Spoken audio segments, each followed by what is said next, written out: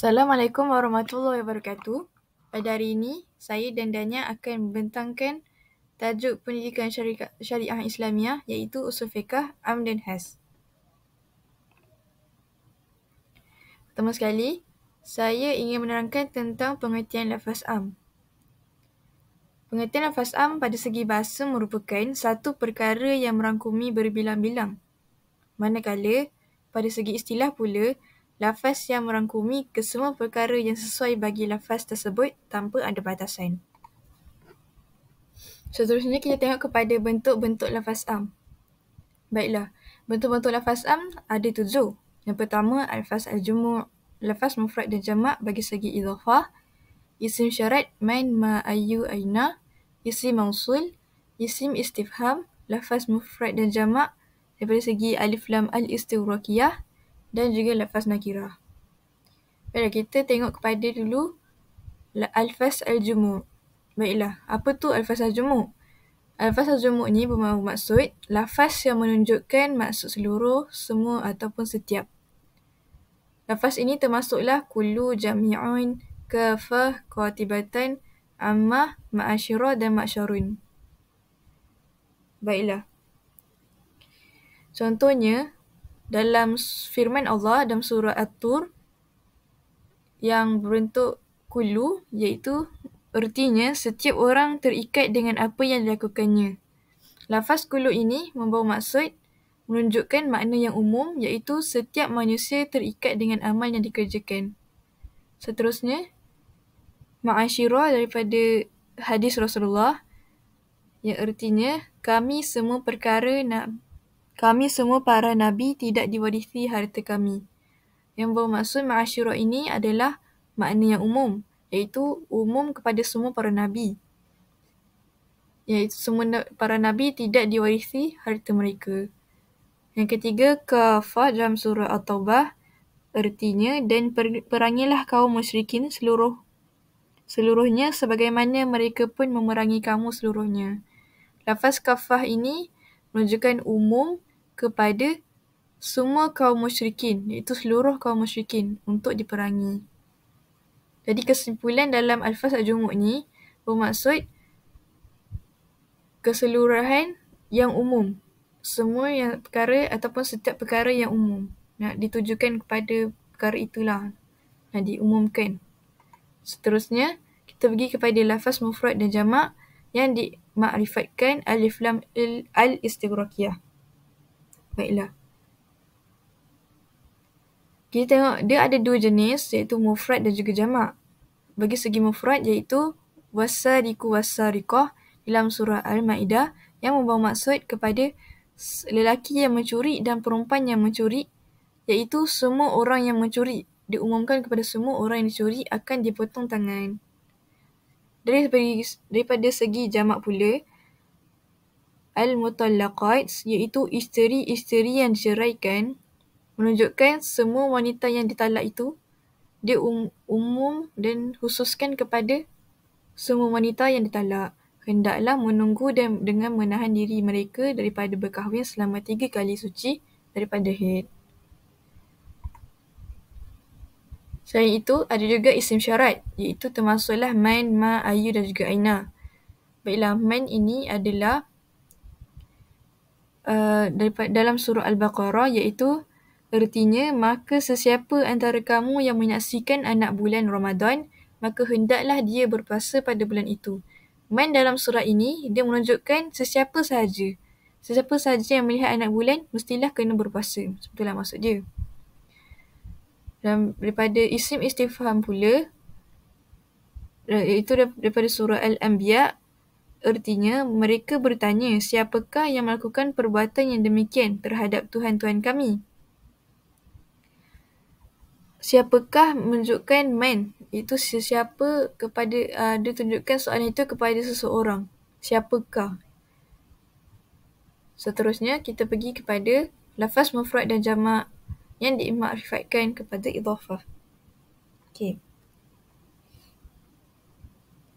Maksud ini diumumkan kerana ada kata sandaran. Apa tu kata sandaran dia? Mari kita tengok.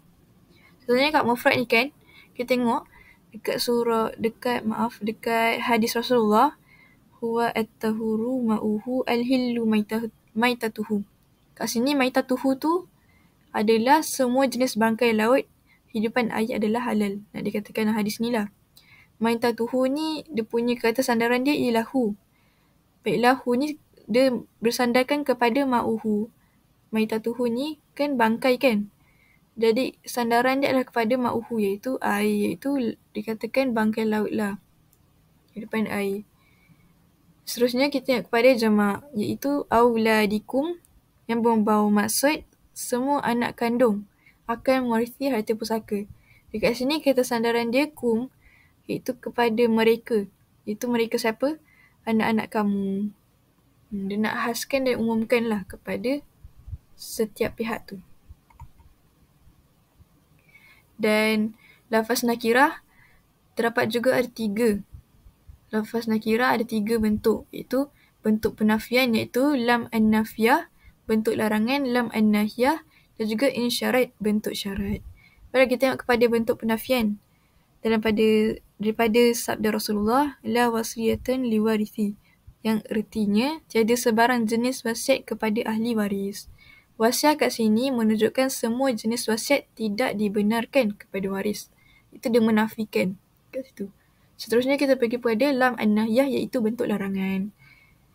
Ertinya dalam surah At-Taubah, dan janganlah engkau sembahyangkan seseorang pun yang mati daripada orang munafik itu selama-lamanya. Ahad kat sini menunjukkan tidak dibenarkan solat jenazah ke atas semua orang munafik. Seterusnya, bentuk syarat. Erti daripada surah Al-Hujurat, jika datang kepada kamu seorang yang fasik membawa suatu berita, maka selidiklah kebenarannya. Dekat sini, fasiqun menunjukkan semua orang fasik. Diumumkan kepada semua orang fasik. Baiklah, akhir sekali kita pergi kepada isim mausul, iaitu ada man, ma, allai, allazina, allati, allati dan juga allazi.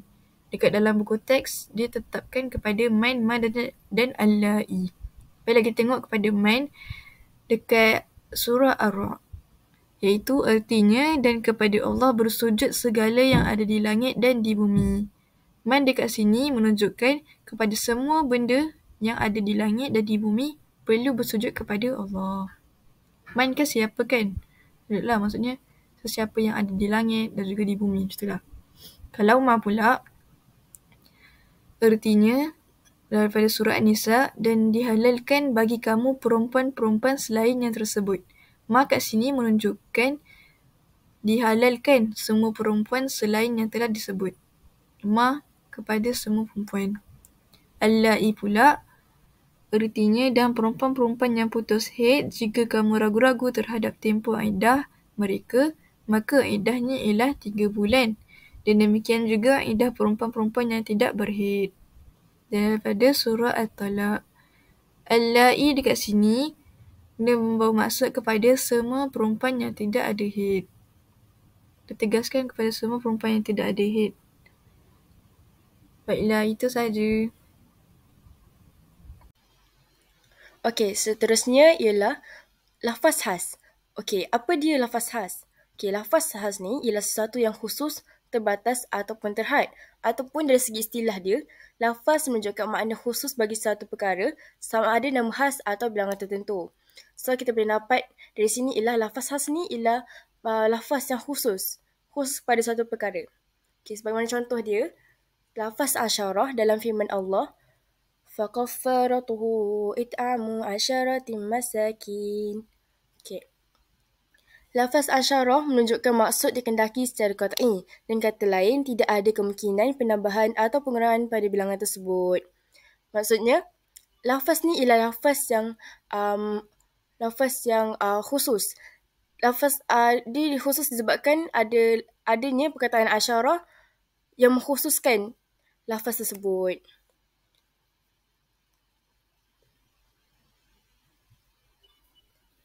Seterusnya ialah bahagian-bahagian taksis. Okey, taksis ni terbahagi kepada 2 bahagian, iaitu Iaitu takhsis dengan dalil bukan nas dan takhsis dengan dalil nas. Okey, kita tengok pada takhsis dengan dalil nas. Takhsis dengan dalil nas ni terbahagi kepada 4. Kan, yang pertama kita boleh nampak kat sini ialah takhsis Al-Quran dengan Al-Quran. Sebagaimana firman Allah dalam surah Al-Baqarah ayat 275, wa halallahu al-bai'a wa harrama riba. Artinya, padahal Allah telah menghalalkan jual beli, berniaga dan mengharamkan riba. Okey. Dekat sini, lafaz al-bai' menunjukkan semua jual beli. Tetapi, al-riba di sini tapi telah dikhususkan dengan perkataan al-riba yang mengharamkan semua jual beli yang mengandungi riba. Maksudnya, semua jual beli hukum asal dia adalah halal. Tetapi jika terdapat riba, dia akan menjadi haram. Maksudnya dekat sini, semua jual beli adalah halal. Tetapi telah dikhususkan apabila jual beli itu mengandungi riba, ia menjadi haram. Jadi kita tahulah, dekat sini bukan semua jual beli adalah halal.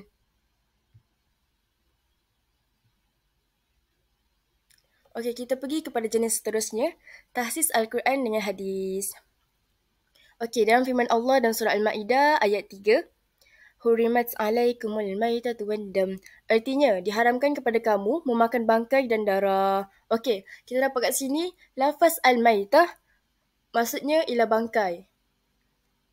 Ia merupakan lafaz am yang menunjukkan semua jenis bangkai ialah haram. Tetapi dia telah ditakhsiskan, dikhususkan dengan lafaz al-hillu dalam hadis Rasulullah sallallahu alaihi wasallam, iaitu huwa tahuru ma'uhu al-hillu maitatuh.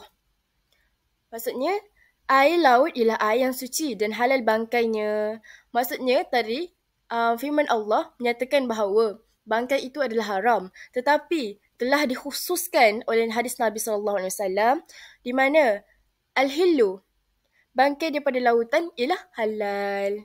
Jadi kita dapat tahulah bukan semua bangkai haram. Jadi apa yang dekat lautan semua ialah halal. Okey. Okey, yang seterusnya ialah takhsis hadis dengan Al-Quran. Okey, sebagaimana sabda Rasulullah sallallahu alaihi wasallam, hadis Nabi sallallahu alaihi wasallam, la yaqbalu Allahu salata ahadikum idza ahdatsa hatta yatawadda. Artinya, Allah tidak menerima solat seseorang apabila berhadas sehingga ia berwuduk. Maksudnya kat sini, tidak sah solat seseorang itu sehingga sampai dia melakukan wuduk. Tetapi ia telah dikhususkan dengan hadis Nabi sallallahu alaihi wasallam. Tetapi hadis Rasulullah sallallahu alaihi wasallam telah ditakhsiskan, telah dikhususkan dengan surah An-Nisa ayat 43 di mana berbunyi wa in kuntum marda aw ala safarin aw jaa ahadun minkum minal gha'it aw lamastumun nisaa falam tajidu ma'an fatayammamu sa'idan tayyiba. Yang bermaksud, dan jika kamu sakit atau sedang musafir, atau salah seorang antara kamu datang dari tempat buang air, atau kamu telah menyentuh perempuan, kemudian kamu tidak mendapati air, maka bertayamumlah dengan tanah yang suci. Jadi kita dapat tahu di sini, terdapat keadaan di mana kita tidak perlu berwuduk jika untuk menunaikan solat dan ibadah. Iaitu jika tidak terdapat air, kita boleh melakukan tayamum. Seterusnya ialah takhsis al-hadis dengan al-hadis, di mana hadis itu dikhususkan oleh hadis sendiri.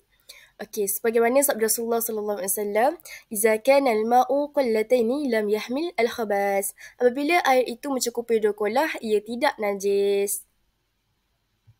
Lafaz al-ma'u dalam hadis tersebut menunjukkan bahawa air, semua jenis air adalah tidak najis. Tidak kisahlah air macam mana sekalipun. Tetapi telah dikhususkan dengan hadis Rasulullah sallallahu alaihi wasallam juga. Innal ma'a la yunajjisuhu syai' illa ma ghalaba ala rihihi wa ta'mihi wa lawnihi. Yang bermaksud, sesungguhnya air tidak dinajiskan oleh sesuatu, melainkan apabila berubah sesuatu daripada sifatnya, sama ada bau, rasa dan warna. Jadi, kita punya key point di sini ialah hadis itu menjelaskan bahawa Bila terdapat air yang mencukupi 2 kola, ia tidaklah najis. Kecuali apabila ia melengkapi 3 syarat tersebut, iaitu tidak berubah warna, rasa dan sifat. Bila dia berubah warna, rasa dan sifatnya, dia terus akan menjadi najis. Seterusnya, tahsis dengan dalil bukan nas. Okey. Tahsis dengan dalil bukan nas ini terbahagi kepada 4. Yang pertama, tahsis dengan ijma'. Yang kedua, tahsis dengan al-hisiyu, panca indera dan musyahadah. Yang ketiga, tahsis dengan akal. Yang keempat, tahsis dengan uruf dan adat. Jadi sini kita akan tengok dulu satu persatu. Yang pertama, tahsis dengan ijma'. Baiklah, firman Allah dalam surah Al-Jumu'ah ayat ke-9, Ya ayyuhallazina amanu iza nudiya lis-salati min yawmil jumu'ah fas'au ila zikrillah wa zarul bay'. Artinya, wahai orang-orang yang beriman, apabila kamu diseru untuk mengerjakan solat pada hari Jumaat, maka bersegeralah mengingati Allah dan tinggalkanlah berjual beli. Jadi kita boleh dapati di sini pada lafaz ya ayyuhallazina amanu, wahai orang-orang yang beriman. Adakah semua orang beriman perlu wajib untuk menunaikan solat Jumaat? Jawapannya tidak. Kerana ayat ini telah ditahsiskan oleh ijma' bahawa terdapat golongan yang tidak perlu pergi ke solat Jumaat, iaitu orang-orang perempuan dan hamba abdi. Jadi, kita dapat tahu di sini ialah pada asalnya semua orang Islam wajib untuk solat Jumaat, tetapi terdapat golongan yang dikhususkan untuk tidak pergi solat Jumaat, iaitu golongan perempuan dan hamba. Seterusnya, kita pergi kepada tahsis dengan al-hisiyu dan musyahadah, iaitu al-hisiyu ialah panca indera dan musyahadah itu ialah penyaksian. Sebagaimana firman Allah dalam surah Al-Ahqaf ayat 25, Tudammiru kulla syai'in bi'amri rabbiha fa'asbahu la yura illa masakinuhum kadzalika najzil qaumal mujrimin. Di mana artinya, yang menghancurkan segalanya dengan izin daripada Tuhannya, maka menjadilah mereka punah ranah, tidak kelihatan melainkan tempat-tempat tinggal mereka. Demikianlah kami membalas kaum yang berdosa. Kita dapat tahu daripada ayat tersebut bahawa terdapat kaum-kaum yang Allah laknat, Allah musnahkan. Tetapi di mana dengan pengetahuan panca indera kita, Allah tidak menghancurkan semua benda. Buktinya ialah sampai hari ini kita masih boleh melihat bulan. Kita masih ada lagi planet-planet lain yang tidak dihancurkan oleh Allah. Jadi kesimpulan dekat sini, kita tahu bahawa Allah telah menghancurkan segala-galanya. Allah mampu untuk hancurkan. Tetapi Allah juga tidak menghancurkan semuanya. Seterusnya ialah tahsis dengan akal. Sebagaimana firman Allah dalam surah Ar-Ra'd ayat 16, Qulillahul khaliqu kulla syai'in wa huwal wahidul qahhar. Artinya, katakanlah Allah jualah yang menciptakan tiap-tiap sesuatu dan dialah yang Maha Esa lagi Maha Kuasa.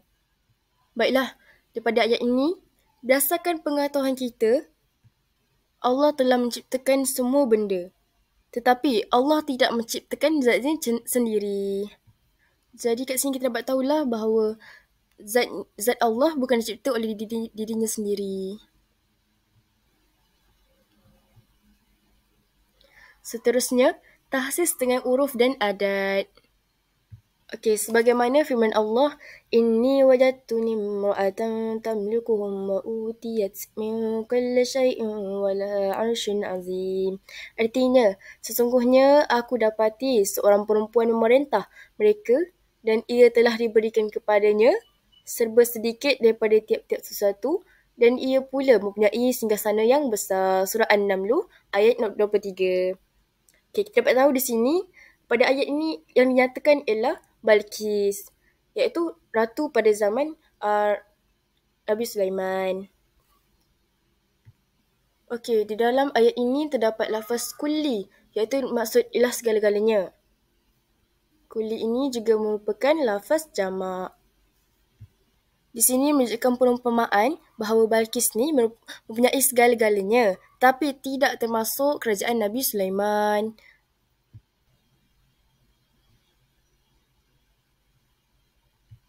Baiklah, kita pergi kepada analisis kaedah am-nahas yang terdapat dalam Al-Quran dan hadis. Mukhasis yang pertama ialah Al-Quran, di mana ayat Al-Quran tersebut dikhususkan oleh ayat Al-Quran. Okey, baiklah. Lafaz am di sini ialah surah Al-Baqarah ayat 228. Wal mutallaqatu yatarabbasna bi anfusihinna salasata quru'. Artinya, dan isteri-isteri yang diceraikan hendaklah menunggu dengan menahan diri mereka daripada berkahwin selama 3 kali suci daripada haid. Tetapi ia telah ditakhsiskan dengan firman Allah surah At-Talaq ayat keempat, wa ulatul ahmali ajalahunna an yada'na hamlahun. Artinya, dan perempuan-perempuan yang hamil, tempoh iddahnya ialah sehingga mereka melahirkan anak. Maksudnya dekat sini, semua perempuan yang diceraikan mestilah tunggu 3 kali suci daripada haid, kecuali perempuan-perempuan yang mengandung, kerana tempoh iddah bagi perempuan yang mengandung ialah sehingga dia melahirkan anak. Jadi, jika perempuan yang diceraikan oleh suami mereka ingin berkahwin lagi, dia kena tunggu 3 kali suci. Tetapi bagi perempuan yang mengandung, tempoh iddah dia ialah sehingga melahirkan anak. Jadi lepas melahirkan anak, dia bolehlah berkahwin.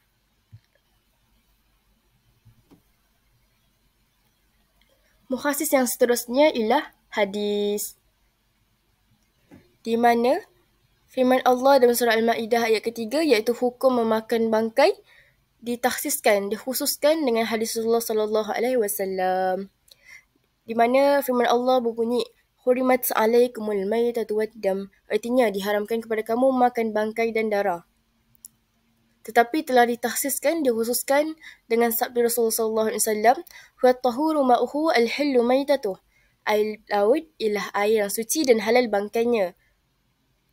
Maksudnya di sini, semua bangkai adalah haram kecuali bangkai binatang yang berada di dalam laut dan air.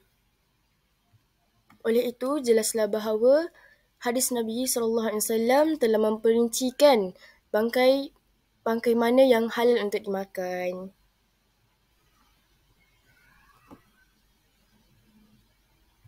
Seterusnya ialah mukhasis akal, di mana firman Allah dalam Al-Quran surah Al-Imran ayat 97 telah diperincikan dengan pengetahuan akal kita. Firman Allah yang berbunyi walillahi 'alan nasi hajjal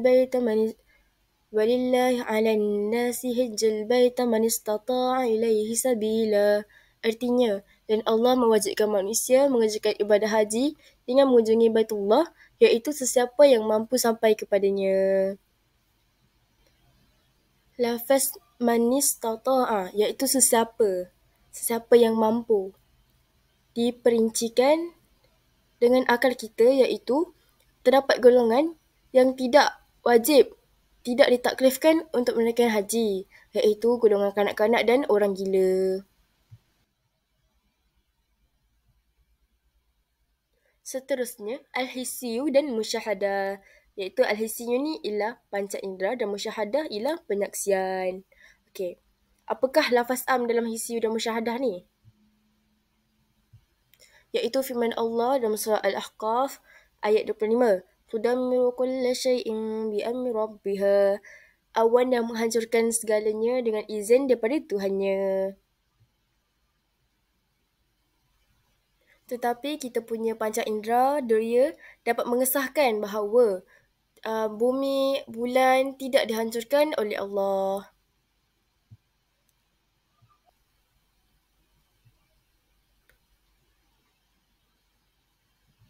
Seterusnya lah uruf dan adat. Okey, sebagaimana firman Allah dalam surah Al-Baqarah ayat 233. Wal walidatu yurdi'na auladahunna haulaini kamilain. Dan ibu-ibu hendaklah menyusukan anak-anak mereka selama 2 tahun genap. Ayat ini menunjukkan lafaz wal walidatu, ibu-ibu, semua ibu-ibu, merujuk kepada semua ibu. Tetapi ada pendapat daripada Imam Malik yang menyatakan bahawa uruf dan kebiasaan wanita bangsawan dia tidak menyusukan anak mereka. Jadi, Sesiapa yang menyusukan anak mereka sendiri dapat berhak mendapat upah daripada sang suami. Sebab mereka menyusukan anak mereka.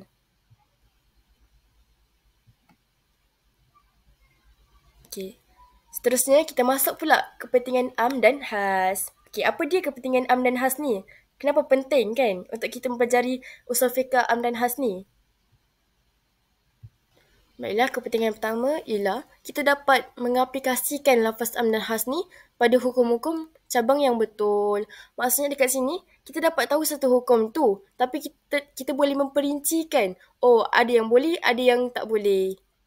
Sebab apabila kita merujuk pada lafaz umum sahaja, kita tidak tahu sebenarnya hukum apa yang boleh sebenarnya.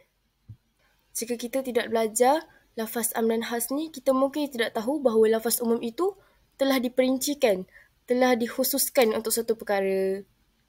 Jadi kita bolehlah menggunakan lafaz tersebut untuk beribadah. Yang kedua, tidak mengumumkan sesuatu dalil yang telah ditaksiskan. Jadi kalau kita hendak beramal dengan sesuatu dalil, kita hendaklah cari dulu perincian-perincian daripada dalil tersebut. Yang ketiga, hukum yang dikeluarkan tepat dan betul mengikut syarak. Jadi bila kita mempelajari lafaz am dan khas, kita dapat tahulah hukum mana yang betul, mana yang salah, mana yang boleh, mana yang tak boleh.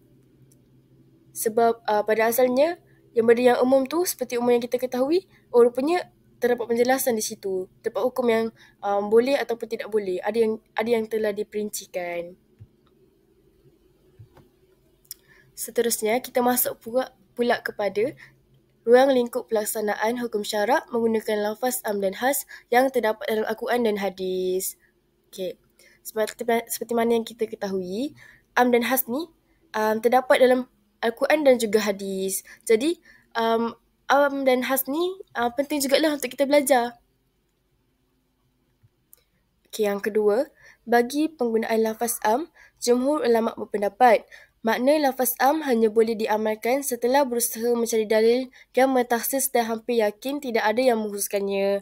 Maksudnya kat sini, kita boleh menggunakan lafaz am ni apabila kita dah usaha untuk cari dalil-dalil yang khusus, taksiskan tentang hukum tersebut.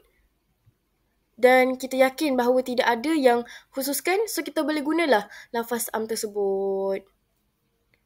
Maka harus berpegang kepada keumuman lafaz tersebut untuk menetapkan sesuatu hukum. Jadi bila kita nak menetapkan satu hukum, kita kena tengok dululah lafaz ni umum dia macam mana. Okey, kita tengok pula pada contoh soalan trayek SPM 2023. Di sini kami ada selitkan contoh soalan supaya senanglah untuk pelajar tengok bentuk-bentuk soalan dan boleh berpraktis untuk jawab. Okey, soalan yang pertama. Okey, kita tengok pada kotak ni. Sabda Rasulullah SAW, Inna Allah la yakbalu Allah salat ahadikum iza ahdatha hatta yatawadda. Riwayat Bukhari Muslim. Dan kotak yang kedua, firman Allah, wa in kuntum marda aw ala safarin aw jaa ahadun minkum min al-gha'it aw lamastum an-nisaa falam tajidu ma'an fatayammamu sa'idan tayyiba. Okey, soalan dia kat sini. Terangkan cara mengtaksis dalam nas di atas. Okey, dia minta kita untuk taksis lah.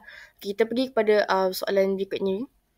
يا أيها الذين آمنوا إذا نودي للصلاة من يوم الجمعة فاسعوا إلى ذكر الله وذروا البيع وذلكم خير لكم إن كنتم تعلمون. Okay, jadi soalan di sini dia minta bahagian taksis dalam ayat di atas ialah taksis dengan akal atau taksis dengan ijma'. Okay, kita tengok contoh jawapan pula. Okay, jawapan dia. Soalan yang kotak pertama tadi. Cara mentaksis dalam nas. Cara taksis dia ialah taksis al-hadis dengan Al-Quran. Yang kedua, hadis adalah hadis am yang menunjukkan wajib wuduk sebelum menunaikan solat.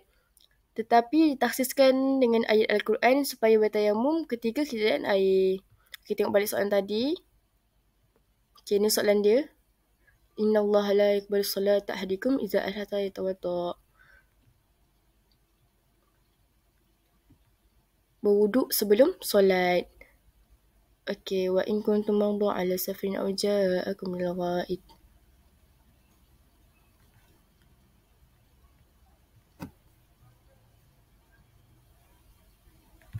Maksudnya daripada ayat tadi kita boleh nampak kat sini, hadis itu menunjukkan wajib untuk wuduk sebelum solat. Tetapi dia telah dikhususkan, diperincikan bahawa kita hendaklah bertayamum apabila ketiadaan air. Okey, kita pergi ke soalan tadi. Yang ini, yang ke-12 ini, bahagian taksir dalam ayat di atas ialah Ya ayyuhallazina amanu idza nudiya lis-salati min yaumil jum'ah fas'au ila zikrillah wa dzarul bai' dzalikum khairul lakum in kuntum ta'lamun. Surah Al-Jumu'ah maksudnya hukum solat Jumaat. Okey. Apa bahagian taksis dia kan? Jadi jawapan dia ialah taksis dengan ijma'. Kerana dikatakan pada ayat tersebut innal ladzina amanu, orang-orang beriman diwajibkan untuk solat Jumaat, tetapi telah dikhususkan, ditaksiskan terdapat golongan yang tidak perlu hadir ke solat Jumaat. Okey, seterusnya soalan apakah maksud khas? Okey, kita tengok jawapan di sini. Maksud khas, lafaz yang menunjukkan makna khusus bagi satu perkara sama ada nama khas atau bilangan tertentu. Maksudnya maksud khas kat sini ialah lafaz yang ada makna yang khusus untuk satu perkara. Dia khas untuk itu saja, tak ada merangkumi keseluruhan. Okey, soalan kedua, jelaskan bahagian taksis yang terdapat dalam nas di bawah. Bahagian taksis dia surah Al-Baqarah. Wahallallahu al-bai'a wa harrama riba. Okey, bahagian taksis dia ialah taksis Al-Quran dengan Al-Quran. Lafaz al-bai' ialah lafaz am yang menghalalkan semua jual beli. Jadi kat sini kita dapat tahu lafaz al-bai' tu ialah lafaz am. Semua jual beli adalah halal, tetapi wahallallahu al-bai'a wa harrama riba. Diharamkan riba. Jadi taksiskan dengan lafaz al-riba. Dikhususkan dengan lafaz riba yang mengharamkan jual beli tidak boleh ada riba. Okay, soalan yang kedua ni, firman Allah surah Al-Jumu'ah, Ya ayyuhallazina amanu idza nudiya lis-salati min yaumil jumu'ah. Okay, bahagian taksis dia ialah taksis dengan ijma'. Ayat Al-Quran merangkan kewajipan menunaikan solat Jumaat kepada semua orang Islam. Ditaksiskan dengan ijma' yang menyatakan tiada kewajipan menunaikan solat Jumaat bagi perempuan dan hamba. Jadi total kat sini ialah 3 markah. 3 markah dan maksud khas ni ialah 2 markah. Okey, kita pergi pada soalan terakhir. Nyatakan dua perbezaan antara lafaz am dengan mutlak. Jadi untuk menjawab soalan ini, ialah kita perlu lebih baiknya lah kita buat kotak. Okay, kita buat kotak lafaz am dan lafaz mutlak. Okay, ciri yang pertama ialah lafaz am menunjukkan umum, meliputi semua juzuk daripada makna lafaz tersebut. Tapi lafaz mutlak menunjukkan hakikat. Okay, lafaz am pula dia umum syumul. Tetapi lafaz mutlak dia umum badal. Jadi total markah di sini ialah 2 markah. Jadi itu sahaja daripada kami. Terima kasih. Assalamualaikum warahmatullahi wabarakatuh.